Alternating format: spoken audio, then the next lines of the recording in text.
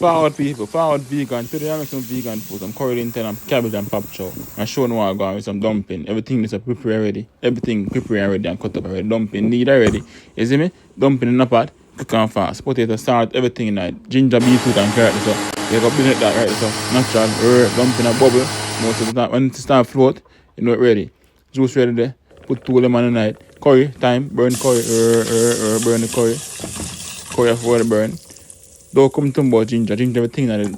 Everything have garlic in it and pepper, everything in it. Everything in it. The only thing you do in it, I put in the seed. Stir fry the curry there. I stir the cooking, see lentil that go in. Yeah, lentil, flavorful lentil, coconut milk gone in there. Yeah, stir that. You give it 20 minutes to cook. You know, when it's cooked, potato them cook, you gotta deal with the cabbage and yeah, see that? That's after 20 minutes. You see me? You want to put it in the carrot to cook soft. Right away, you go in the cabbage. Boom, cabbage.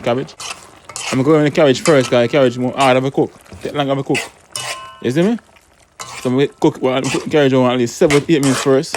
Then, we go put it in the blood now. We call it something again, pop chow again. And yeah, guys, only salt, add to this pot, no else. You see me? This is a vegan pot, fully vegan. No saltfish, no shrimp, nothing else. Fully vegan. See there? Done now. Yeah, I shake it up with my hand because I don't want it itch. See your dumpling done. Alright, that is done. Done. Ready for done. Consume time. Boom. See there? Done. Ready. Now, curry lentil and dumpling and potato. Irish. You see me? It beat you with juice and carrot and ginger. Yeah, thank you guys for watching. Follow my page. If you see this video, follow my page.